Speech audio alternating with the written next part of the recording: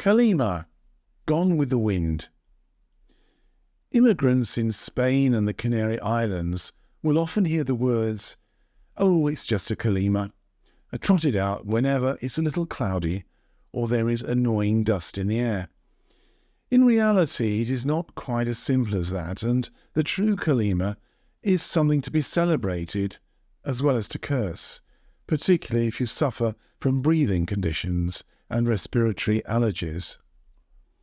In the Canary Islands, the Calima is often referred to as bruma seca, which is dry fog.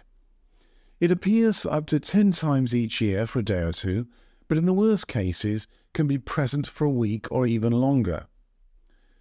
People with respiratory problems and allergies often suffer considerably during these periods. It's a time when sensible people try to stay indoors or wear a face mask when going outside for any length of time if they suffer from breathing conditions.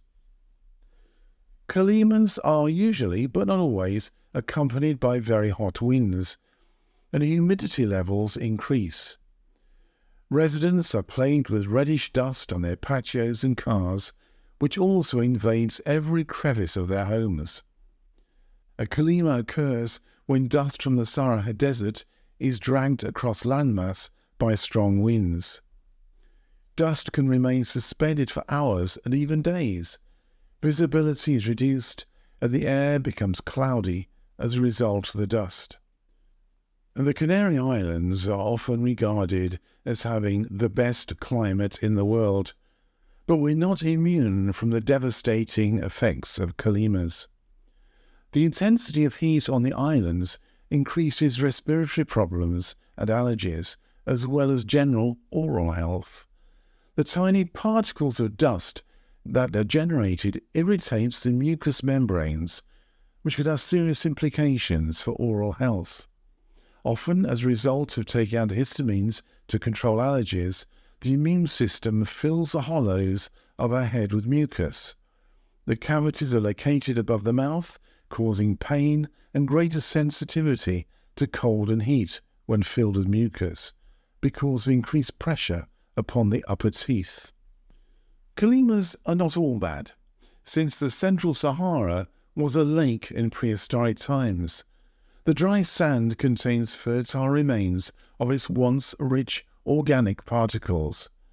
These nitrogen-rich components within a Calima help to fertilize the Atlantic Ocean by promoting the growth of plankton, which forms the basis of the food chain that allows all sea creatures to survive and thrive.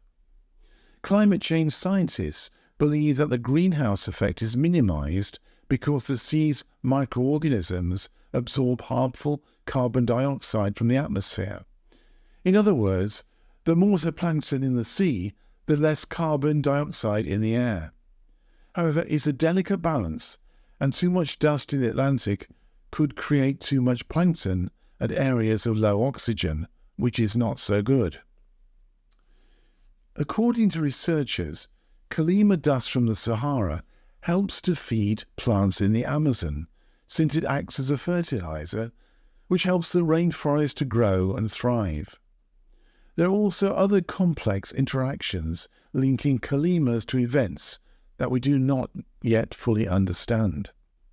Some studies claim that the damage of hurricanes is reduced due to the effects of calimas cooling the water temperature that's needed for hurricanes to build. Around 1/3 of the natural soils that make up the Canary Islands are based upon Saharan dust that has been dropped on the islands over millennia. The rich fertile soil on these islands have been enriched through the effects of the Calima. Many suffer from the health effects of the Calima or complain about the dust that has landed on their patios and cars. Maybe instead we should be grateful that it's feeding the luscious plants in the Amazon rainforest, fertilizing the Atlantic Ocean for sea creatures to survive, as well as reducing the greenhouse effect that has such a serious implication for us all. You have been listening to Calima, Gone with the Wind by Barrie Mahoney. This is part of the Letters from the Atlantic series. You can find out more about me my books, blogs and podcasts by going to my website www.barriemahoney.com. And thank you for listening.